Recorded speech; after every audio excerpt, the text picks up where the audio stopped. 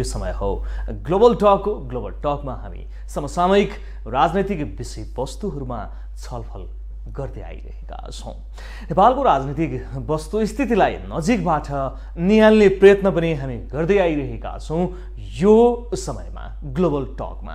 नेपालको राजनीति जुन रूपमा अघि बढिरहेको छ त्यो रूपमा किन स्थिरतातर्फ अघि बढ्न सकेन भन्ने मूल प्रश्नको जवाफ हामी खोजी गरिरहेका छौँ। किनकि राजनीतिक दलका नेताहरू जवाफदेही हुन जरुरी छ।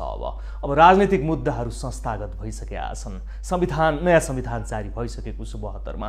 यसपछि आम नागरिकले सोचेका थिए कि अब यो मुलुकमा स्थायित्व हुन्छ, अब चाहिँ यो मुलुकले एउटा परिवर्तनको रेखा कोर्न थाल्नेछ र आर्थिक उन्नतिका हिसाबले पनि अलिकति आर्थिक इन्डेक्समा सकारात्मक प्रभाव चाहिँ देखिनेछ। तर पछिल्लो समय जे अवस्थाहरू देखिएको छ, जे गतिविधिहरू देखिएको छ, जे गतिविधिहरू देखाइरहेका छन् राजनीतिक दलका नेताहरूले यो सत्ता केन्द्रित राजनीति हो कि जस्तो पनि देखिन्छ, स्पष्ट रूपमै देखिन्छ। किनकि झन्डै 2/3 सरकार बहिर्गमन भइसकेको छ 3 वर्षमा र अर्को नेपाली कांग्रेसको सरकार आएको छ। यसले पनि खासै प्रभावकारी भूमिका खेल्न नसकेको भनेर अलिकति अब चाहिँ आकलन हुन थालिसकेको छ। किन यस्तो हुन्छ नेपालको राजनीतिमा बारम्बार किन आम नागरिकप्रति व्यवस्था गरिन्छ, जिम्मेवारी वहन गरिँदैन?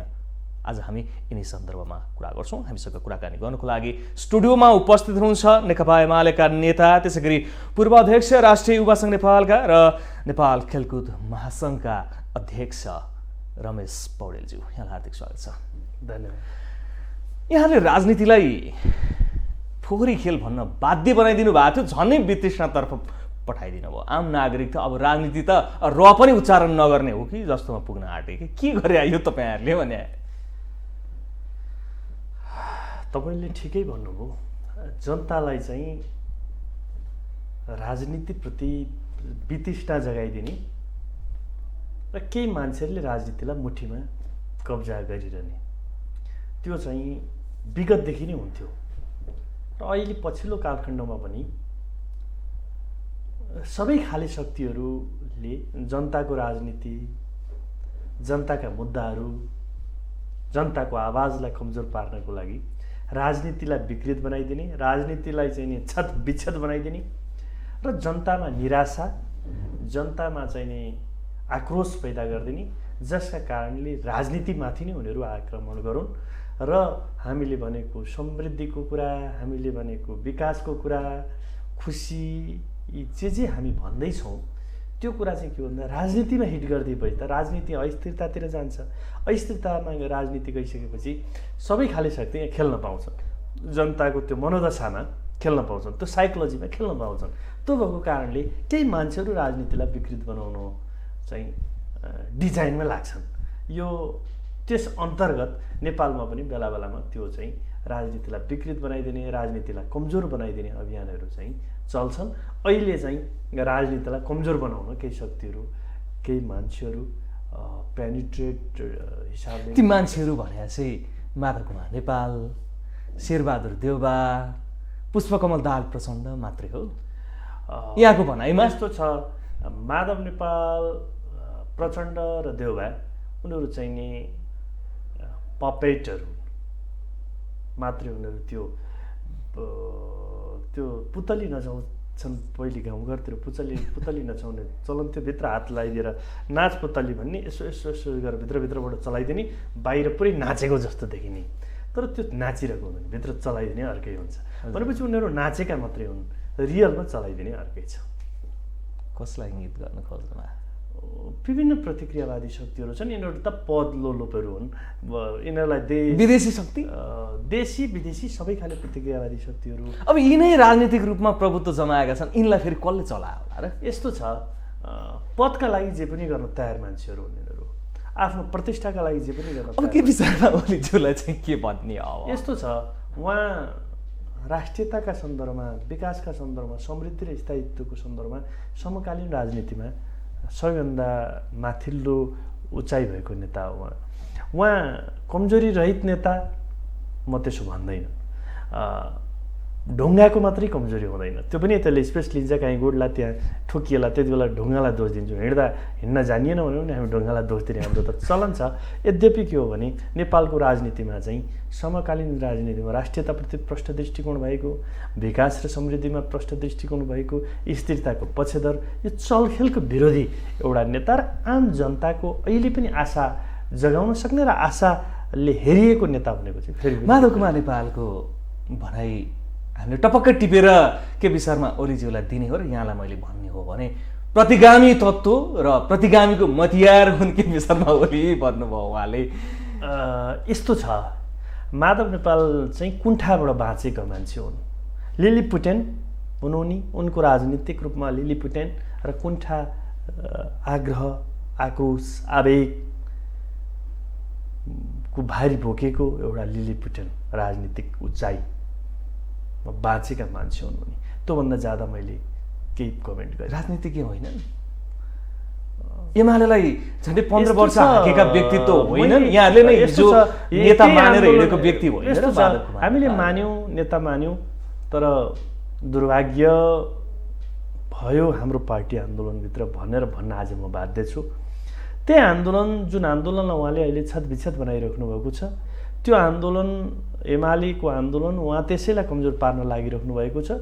यस अर्थमा यो आन्दोलन कमजोर बनाउनको लागि प्रायोजित पात्र पो हो कि भनेर मान्छेहरू शङ्का गर्न पनि थालिरहेका छन्। त्यो भएकोले उहाँको निकै टल हाइटलाई लिलिपुटेन हाइटमा उहाँले आफैले झार्नु भएको छ। तर अब त एमाले चाहिँ सकिन्छ, अब एमाले चाहिँ सकिन्छ, बत्ती बालेर खोज्ने अवस्थामा पुग्छ, हामी चाहिँ प्रभुत्व जमाउँछौँ अब भनेर हिँडिरहेछन् नि त माधव कुमार नेपालज्यूहरू त। यी प्रतिगामी तत्त्वहरू त समाप्त हुँदै जान्छन्। यस्तो छ, प्रतिगमन र अग्रगमनका बारेमा त माधव नेपाललाई या त्यसो भन्नेहरूलाई चाहिँ नि एकचोटि शब्द परिचय पढ्न, के हो प्रतिगमन, के हो अग्रगमन हेर्न बुझ्नका लागि अपिल गर्छु। जहाँसम्म एमालेलाई टर्च लाइट बालेर खोज्नुपर्छ भनेको मैले पनि सुनेँ।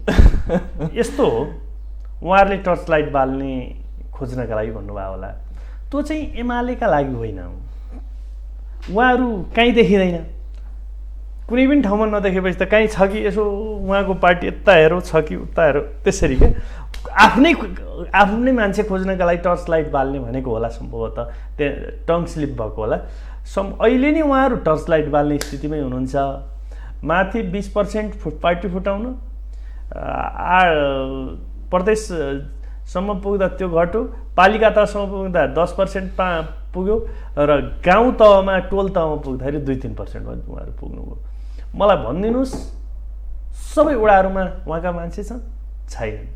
सबै पालिकामा पनि उहाँका मान्छे छैनन् भनेपछि त्यो पार्टी, तर नेकपा एमाले त 753वटा पालिकामा छ, 77 जिल्लामा छ, सबै वडामा पनि छ, टोलमा पनि छ।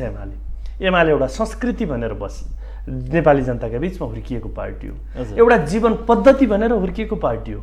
मान्छे एमालेलाई जसरी मान्छे धर्मप्रति आस्था राख्छन्, विश्वास राख्छन्, त्यही हिसाबले नेपालका राजनीतिक दलहरू, एमाले इभन काङ्ग्रेस, दुईटै राजनीतिक दल उनीहरू चाहिँ जनताका बिचमा जरा जरामा संस्कृति भनेर बनेको पार्टी हो।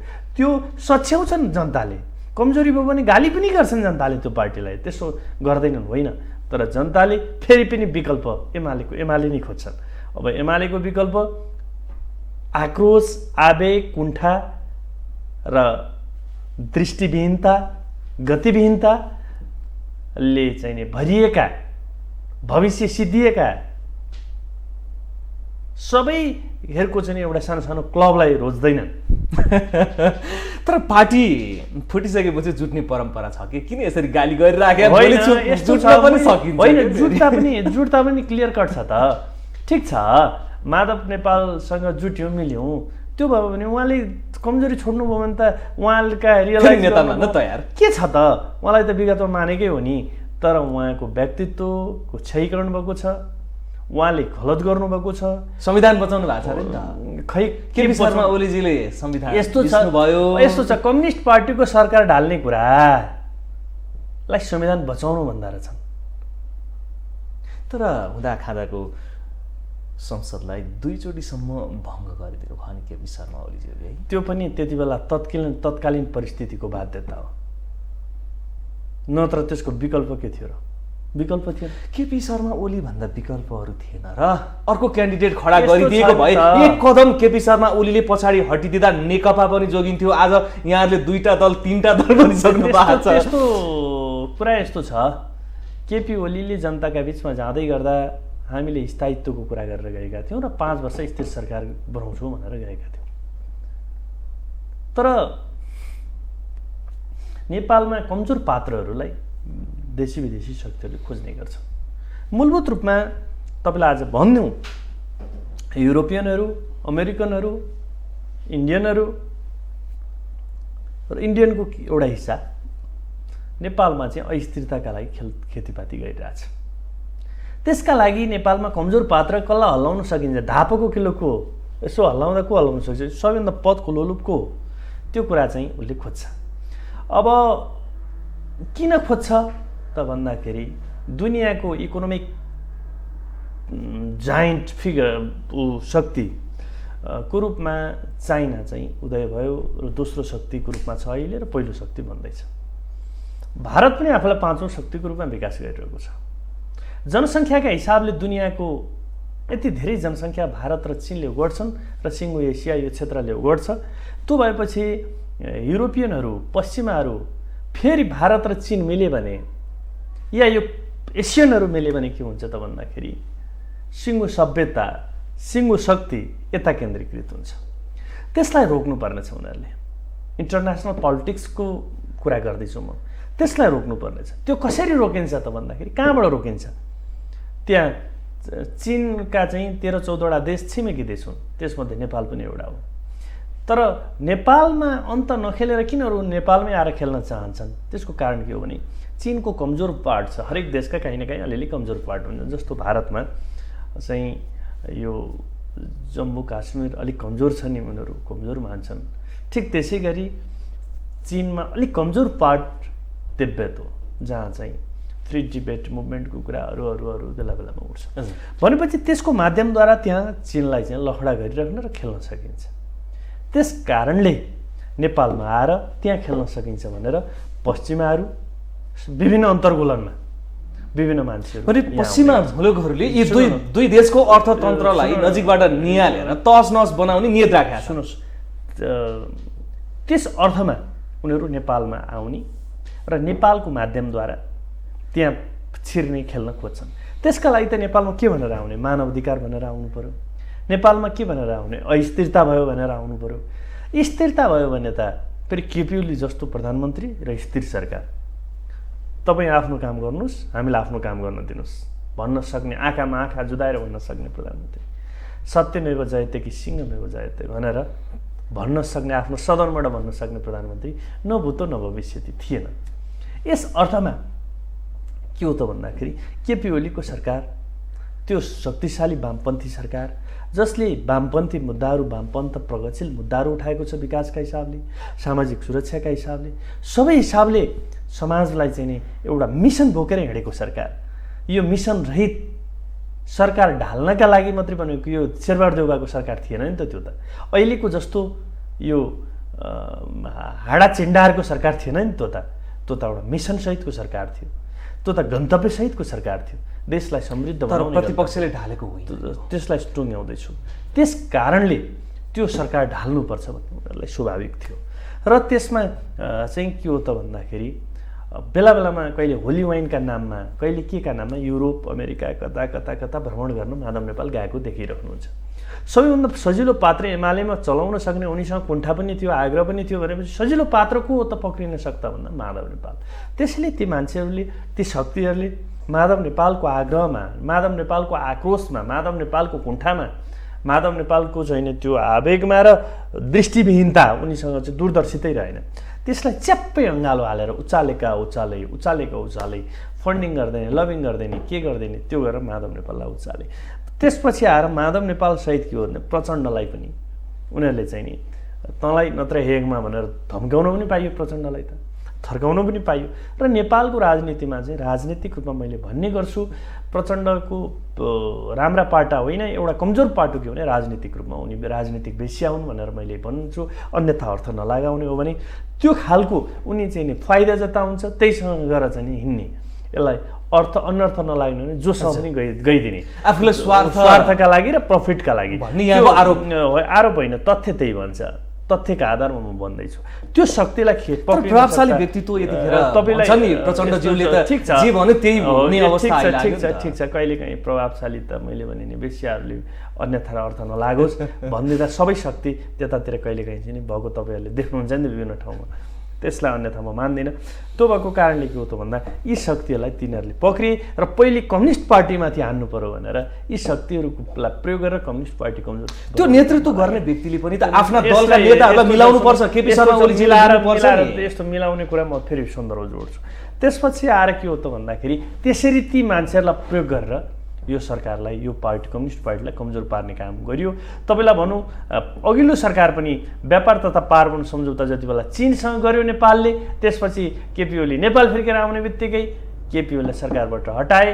त्यति बेला पनि पुष्पकमल दाहालकै अगुवाईमा त्यति बेलाको पहिलोचोटि केपी ओलीको सरकार ढालियो र यसपालि पनि जब चुच्चे नक्सा नेपालले छाप्यो या केपी ओलीको अगुवाईमा छापियो, एमालेको सरकारले छाप्यो, त्यस पछाडि आएर चाहिँ नि अनि भारतले होइन मैले तपाईँलाई हटाउन खोजेको भनेर त्यो भारत र भारतीय मिडियाहरू त्यति बेला हेर्दा तपाईँले देखिरहनु भएको छ, उनी चाहिँ नि लागेर आफ्नै पार्टीको स्थायी कमिटीको बैठकमा तपाईँले राजीनामा दिनुपर्छ भने यसको रिलेसन के हो त भन्दाखेरि कसैले चलाइदिरहेको छ भने प्रश्न हुन्छ। त्यसै कारणले के हो त भन्दाखेरि यो परिस्थिति भयो र केपी ओली टिकिरह्यो भने राष्ट्रियता मजबुत हुन्छ, केपी ओली टिकिरह्यो भने विकास र समृद्धिको आकांक्षा पुरा हुन्छ र नेपालमा चाहिँ नि अस्थिरतामा खेल्न पाइँदैन भनेर अर्को पनि तपाईँलाई सन्दर्भ जोडौँ। विभिन्न विदेशी फन्डिङमा हाम्रो अदालत पनि प्रभावित भयो। त्यहाँ चाहिँ नि विदेशी फन्डिङ अदालतमा हुने कुरा भेटेको, त्यहाँको प्रोजेक्टहरू अदालतले गरेर बाँड्ने कुरा भेटेको हाम्रा चाहिँ नि माननीय न्यायाधीशजीहरू त्यहाँ चाहिँ नि विभिन्न आइएनजिओहरूको प्रोजेक्ट चलाउनु हुँदैन, युरोपियन युनियनको अदालतमा चाहिँ नि प्रभाव हुनु हुँदैन, तर त्यहाँ प्रभाव भयो। वकिलहरू न्यायाधीशहरूमा पनि विभिन्न फन्डिङ भयो र चाहिँ नि एकजना न्यायाधीश हुनुहुन्छ के श्रेष्ठ नाम गरेका, उहाँको गुट अहिले अदालतमा हाबी छ र उहाँले के गर्नुभयो त भन्दाखेरि यता पार्टीभित्र पनि पक्रिने, अदालतमा पनि त्यो सेटिङ भयो। यसरी देशी विदेशी लोभ आकाङ्क्षा कुण्ठालाई झ्याप्पै एक ठाउँमा बनाएर ब्ल्याङ्गे हानेर कम्युनिस्ट पार्टी पनि फुटाइयो, सरकार पनि ढालियो। खैर यो हिसाबले के हो त भन्दाखेरि देशी विदेशी प्रतिक्रियावादीहरूको डिजाइनमा नेपालको कम्युनिस्ट आन्दोलन, नेपालको कम्युनिस्टहरूको सरकार, प्रगतिशील सरकार ढालियो। तर फाइनल्ली जे होस् कम्युनिस्टहरूले चाहिँ नि मुलुक हाँक्न सकेनन् नि। अब यसरी निष्कर्ष हामी निकाल्छौँ नि त। त्यो यस्तो छ, तपाईँको हातमा यहाँनिर चाहिँ नि घाउ आयो या कम्युनिस्टहरू आपसी मिल्न नसक्ने रहेछ, गोटी नै बनेपछि विदेशी प्रतिक्रियावादीहरूको चलखेलमा तपाईँलाई यहाँ कमिलाले टोकिदियो या बछ्यौले टोकिदियो या अरिङ्गाले टोकिदियो हातमा भने तपाईँको हात चाहिँ तपाईँले सुरक्षित राख्न नसक्ने भयो, तपाईँले हात काटौँ भन्ने कुरा तर्क सही होला र? मलाई त त्यस्तो लाग्दैन। त्यो भएको कारणले के हो त भन्दाखेरि प्रगतिशील मुद्दा बोक्ने, देशका जनताका मुद्दा बोक्ने, विकासको मुद्दा बोक्ने, विकासको अभियान सञ्चालन गर्ने आजसम्मका सरकारहरू राखेर तुलना गरेर अध्ययन गरौँ। नेपालमा म त्यो बहस गर्न तयार छु, हामी बहस गर्न तयार छौँ, अध्ययन गरौँ, सबै डेटाहरू राखेर अध्ययन गरौँ, सबै चाहिने सूचाङ्कहरू राखेर अध्ययन गरौँ। कम्युनिस्टहरू सबैभन्दा अब्बल देखिएका छन् जनताको पक्षमा काम गर्ने सन्दर्भमा, विकासको पक्षमा काम गर्ने सन्दर्भमा, जनतालाई आशा जगाइदिने सन्दर्भमा, त्यो आशालाई लिएर त्यो विश्वासलाई जनताको विश्वास लिएर चाहिँ मुलुकको समृद्धिको यात्रा तय गर्ने सन्दर्भमा सबै हिसाबले एक हिसाबले मात्रै भनिन्छ। अहिले विश्वास टुक्राएको झन्डै 2/3 मत दिएको होइन, त्यही भएर त त्यो 2/3 मत कसरी गिराइयो भन्ने कुरा त मैले यति कम्युनिस्टले नै गिरायो के? कम्युनिस्टले गिराएको एउटा कुरो हो नि त। मैले त कम्युनिस्टको कुरा मात्रै गरेँ। ठिक हो, तपाईँलाई एउटा कुरा भनौँ, त्यो घन आरनमा चाहिँ नि फलाम तताएर चाहिँ नि त्यो फलामलाई आरनमा तताएर ट्याक्क राख्दै गर्दा बिचरा त्यो आरनलाई फेरि अर्को फलामले नि हानेर त्यसलाई चाहिँ नि टुक्रा पारिन्छ, चेप्ट्याइन्छ, के बनाइन्छ भनेपछि फलामलाई हान्न फलामै प्रयोग गरिन्छ नि त, त्यहाँ अरू हानेर त हुँदैन। तपाईँलाई अर्को पनि भनौँ, काठ काट्दै गर्दा बन्चरो चाहिँ नि त्यहाँ काठैको बन्चरो हानेर ठुलै काठको चाहिँ नि रुख ढालिन्छ नि त भनेपछि ठुलो रुख ढाल्नका लागि यहाँ काठकै बन्चरो काठकै बिँड प्रयोग भयो कहिलेकाहीँ चाहिँ त्यो रुखले त आफ्नै जातको बिँड देखेर रुनुको विकल्प के छ र मेरै जात प्रयोग हो भनेर यहाँ कम्युनिस्टै जात प्रयोग भयो त्यही नामको जात प्रयोग भयो तर कुरा के हो भने त्यो रुख ढाल्नलाई यहाँ बन्चरोमा काठकै चाहिँ नि त्यो बिँड अब यहाँ त कम्युनिस्ट नै होइन भन्छन् एक पक्षले माधव समूह र प्रचण्ड पक्षले केपी शर्मा ओली कम्युनिस्टै होइन भन्छ यहाँहरूले फेरि उहाँहरूलाई कम्युनिस्ट अब दुवैले बाहिरबाट स्पष्ट हेर्नु भने त दुवै कम्युनिस्ट होइनन् यस्तो छ मैले उहाँहरू कम्युनिस्ट टोटली होइन त्यसो पनि म भन्दिनँ उहाँहरू वामपन्थी रुचान बोकेका पार्टीहरू चाहिँ हो उहाँहरूको पार्टीहरू तर कम्युनिस्ट पार्टीलाई नि उहाँहरूले कम्युनिस्ट सरकार ढाल्नका लागि उहाँहरू जसरी प्रयोग हुनुभयो त्यो चाहिँ दुर्भाग्य छ र मूलत विदेशी डिजाइन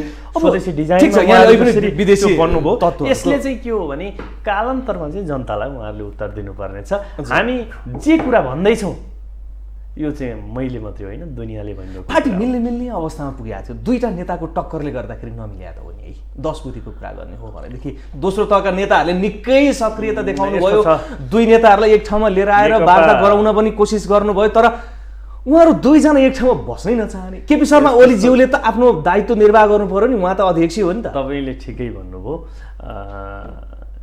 बाचा कसम खाएपछि होइन अब कतै माया लाएपछि पर्नु त पिरो पर्ने नि भयो भन्ने जस्तो हो कि अब कुरा के हो भने उहाँले बाचाको कसम खानुभएको माया हुँदै लाउनु भएको यो माया पनि लाउनु भएको होला होइन विभिन्न मायाका कारणले अन्तिमसम्म पनि सुन्नुहोस् 10 बुँदे गराउने त्यताको संयोजन गर्नुभएको भीम रावलले हो अन्तिम समयसम्म भीम रावलले पार्टी नफुटाउने अभियानमा लाग्नुभयो त्यहाँ गोकर्ण विष्ट लाग्नुभयो घनश्याम भूषाल लाग्नुभयो त्यसपछि आएर योगेश भट्टराईहरू लाग्नुभयो पार्टी फुटाउनु हुन्न भनेर लाग्नुभयो उहाँहरू ठिक छ भित्रै बसेर आफ्ना विषयहरू राखौँ भन्नुभयो तर उहाँहरूले पार्टी फुटाउनु भयो किन 10 बुँदेमा त फिर्किने कुरामा त सबै सहमत भएको हो नि त किनकि बाचा कसम खाएपछि अन्त्य माया लाएपछि 75 जेठ 2 मा फर्किनु पर्यो पार्टी भन्दा केपी शर्मा ओलीज्यूले त्यसमा अलिकति असहमति छ त्यस्तो होइन केपी अहिले फिर्किसक्यो त पार्टी 75 जेठ 2 मा त पार्टी फिर्क्यो त्यस अर्थमा यो पार्टी चाहिँ नि नेकपा एमाले जेठ 2 लाई टेकेर त्यस पछाडि जेठ 3 पछाडिको र फेरि एमाले चाहिँ नि र माओवादी विभाजन अदालतले गरिदियो त्यस पछाडिको यो दुईटै सन्दर्भ र संरचनाहरूलाई लिएर के हो त भन्दा नेकपा एमाले नयाँ सिरामा एकताको निरन्तरताको सिरामा चाहिँ अगाडि बढिरहेछ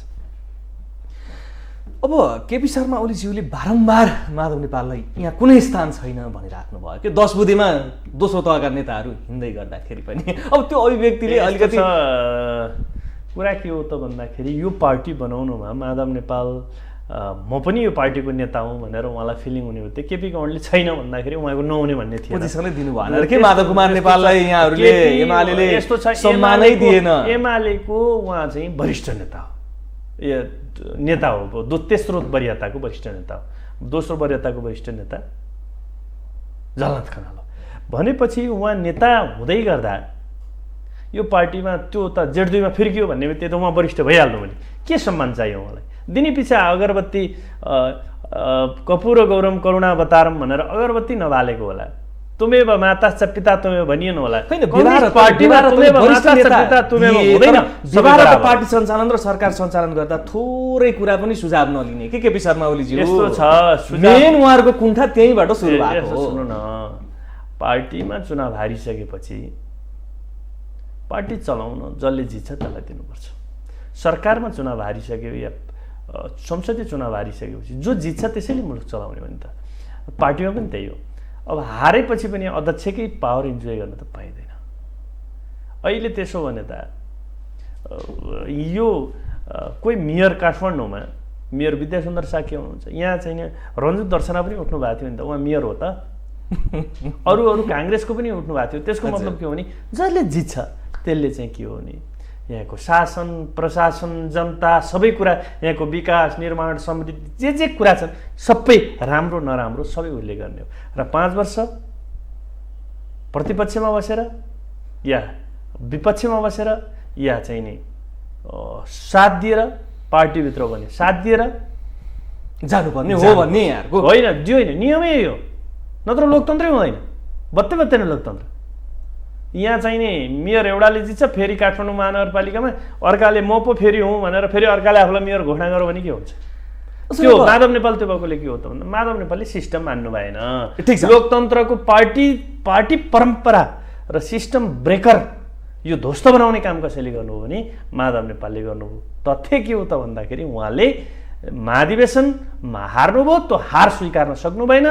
हार स्वीकार्न नसकेर अन्तत्वको त त्यसैलाई बढाउँदै बढाउँदै बढाउँदै बढाउँदै लगेर उहाँले छुट्टै एउटा सानो सानो नाङ्ले पसल खोल्नुभएको छ। तर त्यो नाङ्ले पसलको ठिक छ, उहाँको पार्टी उहाँले कसरी विस्तार गर्नु त्यो हामीसँग थोरै समय पनि छ। अब 23 भदौदेखि संसद अवरुद्ध गर्दै आएको छ, अवरुद्ध गर्दै आएको छ भनौँ भने अब विभिन्न किसिमका अध्यादेशहरू विधानहरू पनि त्यहाँ पारित भइराखेका छन्। यहाँहरूको प्रभाव चाहिँ त्यति देखिएको छैन, तर आक्रोश चाहिँ नि संसदमा प्रस्तुत भइराखेको छ। आज पनि संसद बैठक बस्दैछ, यहाँहरूले आज पनि अवरोध गर्ने हो? यस्तो छ, हाम्रो प्रष्ट कुरा के छ भने सभामुख जस्तो हुनु भएन। वा प्रचण्डको कार्यकर्ता हो कि माओवादीको कार्यकर्ता हो कि सभामुख हो, उहाँले पहिलो कुरा त्यो डिक्लेयर गर्नु पर्यो। तर सुप्रिम कोर्टमा भएको यस्तो छ, मुद्दा यस्तो छ, त्यो चाहिँ सभामुखले त्यो कुरा डिक्लेयर गर्नु पर्यो। उहाँले एमालेलाई एउटा कुरा, काङ्ग्रेसलाई एउटा कुरा, माओवादीलाई एउटा कुरा, मधेसी जनअधिकार फोरम या समाजवादी पार्टी छ त्यसलाई अरू एउटा कुरा, या अरू जे पार्टीहरू छन्, फरक फरक मापदण्ड हुन्छ। व्हिप उल्लङ्घन गरे पनि होइन, तर टोपबहादुर रायमाझी, हाम्रो चाहिँ नि भट्ट, रामबहादुर थापा लगायतका मान्छेहरूलाई सूचना माओवादीले पठाउने बित्तिकै, प्रचण्डले पठाउने बित्तिकै हटाइदिनु भयो। सरिता गिरीलाई तत्कालै हटाउनु भयो। तर नजिर त्यही हो, यता एमाले पनि पार्टीको परम्परा व्हिप उल्लङ्घन गरेका कारणले यी 14 जनालाई हटाउनु पर्यो भन्दाखेरि डिले गर्दै गर्दै गर्दै जाने र निर्वाचन आयोगको पनि मिलीभगतमा, यो त मिलीभगतमा छ, देशी विदेशी सबै प्रतिक्रियावादीहरूको मिलीभगत मैले अघि भनिरहेको छु, मिलीभगतमा अनि निर्वाचन आयोगमा दर्ता भइसकेको कारणले गर्दा कारबाही गर्नु नपर्ने भन्ने, यसको मतलब के हो? उहाँ एमालेप्रति उहाँले चाहिँ नि निष्पक्षता देखाउनु भएन, बायसनेस भयो। त्यो भएकोले बायसनेस भएको या त्यसरी चाहिँ नि बायस गर्ने खालको मान्छे सभामुख हुन सक्दैन। तर एमाले ती सांसदहरूलाई कारबाही गर्न सक्दैन, होइन, त्यस्तो पनि होइन, त्यस्तो होइन, त्यो बेठिक कुरा हो। एकचोटि चाहिँ पढ्नका लागि म आग्रह गर्छु, त्यो नियम पढ्नका लागि। त्यो भएको कारणले के भने त्यसो भने त यो पार्टी सुप्रिमेसी हुन्छ नि, पार्टीको सर्वोच्चता, यो त मल्टी पार्टी डेमोक्रेसी हो, पार्टी डेमोक्रेसी हो नि त। यो त पर्सन, यो त निर्दलीय व्यवस्था त होइन, दलीय व्यवस्था हो। पञ्चायत सम्झिए क्या साथीहरूले, यो त बहुदल हो, बहुदलमा पार्टी सिस्टम हो। यो पार्टीको सुप्रिमेसी हुन्छ, यहाँ पार्टीको डिसिजन मान्नुपर्छ, पार्टीको टिकटमा लड्ने हो, पार्टीको घोषणापत्रमा लड्ने हो, पार्टीका योजनामा अगाडि बढ्ने हो। व्यक्ति यहाँ चाहिँ गौण हुन्छ, पार्टी प्रधान हुन्छ पार्टी सिस्टममा, अनि पार्टीको डिसिजन नै अन्तिम डिसिजन हुन्छ। त्यस हिसाबले अब पार्टीले कारबाही गर्छ। सुप्रिम कोर्टले त्यसो भन्दैन, त्यस्तो होइन। सुप्रिम कोर्टले होइन, नियम कानुनले त्यही भन्छ। सुप्रिम कोर्टले पनि के हो त भन्दाखेरि पार्टी चाहिँ नि त्यसरी चलाउँदै नजाउँ, त्यसो भने सुप्रिम कोर्टले भनिदिनु पर्यो यो चाहिँ नि निर्दलीय व्यवस्था हो, किन भन्दैन? त्यसो त यहाँले बारम्बार भन्दै होइन, यस्तो छ, सुप्रिम कोर्टले त्यो कुरा त्यो पनि कहीँबाट अलिअलि डलर सरर के आउँछ आएर चाहिँ अलिअलि खाएर भनिदिए भएको त। त्यसो भए त यहाँले सबै सिस्टम सुप्रिम कोर्ट मान्नुहुन्न, संसदमा सभामुखले गरेको काम कारबाही राम्रो छैन, निर्वाचन आयोग पनि गर्यो, सम्पूर्ण राजनीतिक दलहरू बिकाउ भयो। ट्र्याकमा ल्याउन खोजेका छौँ त हामीले, ट्र्याकमा ल्याउन खोजेका के हो त भन्दाखेरि सबै खाले प्रतिक्रियावाद, सबै खाले हस्तक्षेप, यो सब यो प्रभुत्ववाद, मुर्दावाद, यो बेठिक छ। र कुरा एमाले मात्रै ठिक होइन, एमाले मात्रै होइन, नियम कानुन विधि परम्परा संविधान ठिक छ, त्यसलाई बचाउन खोज्यौँ हामीले। र तपाईँलाई भनौँ त्यसका कारणले के हो त भन्दाखेरि सभामुखले चाहिँ नि जे गर्नुभयो यो बेठिक भएको कारणले गर्दा उहाँले चाहिँ निष्पक्षता कायम गर्न नसक्नु भएको कारणले उहाँ दुईटा कुरा, एउटा 14 जनालाई कारबाही गर्दै भइगयो, त्यसो नगर्ने हो भने उहाँले राजीनामा सभामुखबाट दिएर चाहिँ माओवादीको जहाँ हो सिट त्यहाँ गएर सांसदको रूपमा बसे भइगयो। ठिक छ, अब राजनीतिक मुद्दा भयो। अब यहाँ खेलकुद महासङ्घको अध्यक्ष हुनुहुन्छ, के छ यहाँको भिजन, के छ प्लान यहाँको? नेपाली खेलकुद चाहिँ वास्तवमा लगानी नभएको, सरकारको पनि खेलकुदप्रति प्रष्ट दृष्टिकोण नभएको, खेलाडीहरूलाई आशा नजगाइएको त्यो खालको अवस्थामा छ। शरदचन्द्र शाहले या जगत घौचनहरूले एकचोटि खेलकुद क्षेत्रलाई मूलभूत रूपमा सत्ता रक्षाको कवच मण्डलले निर्माण गर्ने एउटा फोरमको रूपमा राजनीतिक प्रभाव थियो त्यहाँ सञ्चालन गर्यो। हिजो मण्डलीहरूलाई ट्रेनिङ गर्ने त्यो खालको लामो समय शरदचन्द्र शाहले खेलकुद चलाउनुभयो। चलाउँदाखेरि त्यो खालको र जगत घौचनहरूले चाहिँ नि किकोसिनका नाममा विभिन्न गेमका नाममा उनीहरूले चाहिँ के हो त भन्दाखेरि पञ्चायतको या निर्दलीयताको त्यसको रक्षा कवच र मण्डली सङ्गठन निर्माण गर्ने फोरम, पोलिटिकल या चेतनाभन्दा पनि चेतना नदिने, त्यहाँ आफ्ना विषयवस्तु राजनीतिक रूपमा स्वतन्त्रताभन्दा पनि एक खालको चाहिँ त्यो खालको उहाँहरूले स्कुलिङ गर्नु।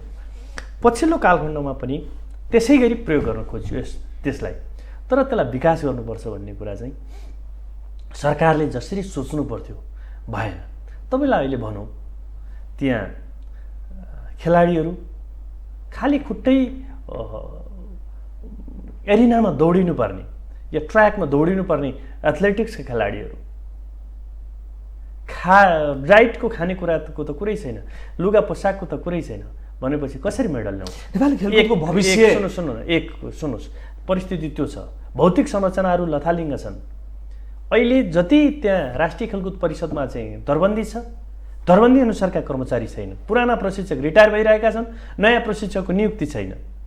त्यो भएकोले हामीले के भनेका छौँ भने आवश्यकता अनुसार प्रशिक्षक नियुक्ति गरेर 1 प्रशिक्षकहरूलाई प्रशिक्षण तालिम देऊ, 2 राष्ट्रिय खेलकुद परिषदमा जति पनि कर्मचारी छन् तिनलाई चाहिँ नि थाहै गर, 4 5 कुरा के हो भने 20 देखि 25 वर्षसम्म राष्ट्रिय अन्तर्राष्ट्रिय मेडल ल्याउने खेलाडीहरूलाई, खेलेर मेडल ल्याउने खेलाडीहरूलाई निवृत्ति भवनको व्यवस्था गर, 6 साफमा एसियाडमा ओलम्पिकमा गोल्ड मेडल ल्याउनेलाई र नेसनल पनि गोल्ड मेडल ल्याउनेहरूलाई तय गरौँ।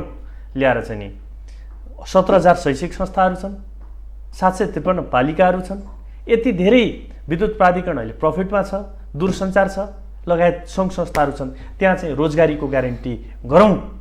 त्यही गोल्ड मेडललाई नै के हो त भन्दा लोकसेवा मानौँ र त्यो भयो भने मान्छे उत्साहित भएर लाग्छ खेल्न। 7 8 के हो भने खेल्दा खेल्दै बिरामी हुन्छ, घाइते हुन्छ, उपचारको कुरा सरकारले ग्यारेन्टी गरोस् र इन्सुरेन्सको कुरा खेल्दा खेलाडीको इन्सुरेन्स गरिदियो। 8 9 चाहिँ कुरा के हो त भन्दा ठुल्ठुला राष्ट्रिय अन्तर्राष्ट्रिय गेमहरू ओलम्पिकमा जानुभन्दा 1 वर्ष 1.5 वर्ष 2 वर्ष अगाडि क्लोज क्याम्पमा जब खेलाडीलाई राखिन्छ त्यसपछि उसको घर परिवार सबै खर्च चाहिँ सरकारले बिहोरोस् र फुल एफिसियन्सीका साथ लगानी गरेर चाहिँ खेलाडी तयारी गरोस्। 9 10 कुरा के हो भने खेल जीवनबाट ब्याक भइसकेपछि मान्छे चाहिँ नि व्यापार व्यवसाय गर्छु भनौँ भने निश्चित लोन दिएर व्यापार व्यवसाय गर्न लगाओस्। 10 र अर्को हामीले स्पोर्ट्स फर अल भनिरहेका छौँ, सबैका लागि खेलकुद, स्वास्थ्यका लागि खेलकुद। तपाईँ मुलुकले के आकाङ्क्षा राख्छ? समृद्ध नेपाल बनाउने आकाङ्क्षा राख्छ। अर्को के आकाङ्क्षा लाग्छ? निरोगी नेपाल बनाउने आकाङ्क्षा राख्छ। निरोगी बनाउनको लागि मान्छेलाई व्यायाम गर्न लगाउनु पर्यो। त्यो व्यायाम गर्नुभयो, तपाईँ दिनमा 1 घन्टा 2 घन्टा व्यायाम गर्नुभयो भने तपाईँलाई रोग लाग्दैन। त्यसै कारणले गर्दा त्यतातिर सरकारले ध्यान दियोस् र चाहिँ लगानी बढाओस्। कमसेकम सरकार मुलुकको 5% बजेट। सबभन्दा ठुलो कमजोरी कसको रहेछ? थोरैमा सकाइदिनु होला। नेपालको स्पोर्ट्समा चाहिँ सबैसम्म प्रगति हुन नसक्नुको कारण बाधकको रहेछ। यस्तो छ, सरकार र राजनीतिक दलहरूको अदूरदर्शिता र आम जनता र आम मान्छेहरूको चाहिँ खेलप्रतिको चेतना र जागरण पैदा हुन नसक्नु नै। अब रमेश पौडेललाई पाएपछि खेलकुद क्षेत्र हामीले कस्तो फड्को मार्छ र यहाँको तपाईँलाई भनौँ हामी खेल जागरण अभियान सञ्चालन गरिरहेका छौँ। हामी जे मुद्दा उठाइरहेका छौँ त्यो कार्यान्वयन गर्नका लागि हामी लाग्छौँ। एउटा आन्दोलन, विशेष आन्दोलन उठाएर लिएर जान्छौँ र आम खेलाडीहरूको मनोबल उठाइदिने, आम खेल जगतलाई माथि उठाउने र स्पोर्ट्स फर अल भन्दै सबैलाई खेलकुदमा जोड्ने र निरोगी नेपाल बनाउने अभियानमा खेलकुद महासङ्घले नेतृत्व गर्छ र त्यसको अध्यक्ष हुनुको नाताले मैले पहल लिन्छु। यही नै हाम्रो मिसन हो, अहिले यही नै हाम्रो चाहिँ अहिलेको प्रोग्राम। हस्, thank you so much. Global टेलिभिजनको ग्लोबल टकमा समय दिनुभयो, आभारी छौँ हामी। तपाईँले बोलाउनु भयो, पार्टीका कुरा, खेलकुदका कुरा पनि राख्ने कुरा त्यो अवसर दिनुभयो, त्यसका लागि तपाईँ र मलाई हेरिराख्नुभएका सम्पूर्ण आदरणीय दर्शकहरू र सुनिराख्नुभएका श्रोताहरूलाई सबैलाई चाहिँ म हार्दिकतापूर्वक नमन गर्न चाहन्छु। हस्, थ्याङ्क यू सो मच। दर्शकबिन, आज हामीले कुरा गऱ्यौँ नेकपा एमालेका नेता रमेश पौडेलजीसँग कुरा गऱ्यौँ, जो चाहिँ पूर्व अध्यक्ष राष्ट्रिय युवा सङ्घका हुनुहुन्छ भने अहिले चाहिँ नेपाल खेलकुद महासङ्घका अध्यक्ष पनि हुनुहुन्छ। नेपालको राजनैतिक वस्तुस्थिति, नेकपा एमाले भित्रको आन्तरिक जुन किचलो थियो त्यो र वर्तमान वस्तुस्थिति, संसदमा जे जस्ता कुराहरू अघि बढिराखेका छन्, यिनै सन्दर्भमा रहेर आज हामीले कुरा गऱ्यौँ। अन्य कुनै विषयका साथमा र व्यक्तिका साथमा हामी आउँछौँ। ग्लोबल टेलिभिजन हेर्दै गर्नुहोला। नमस्कार।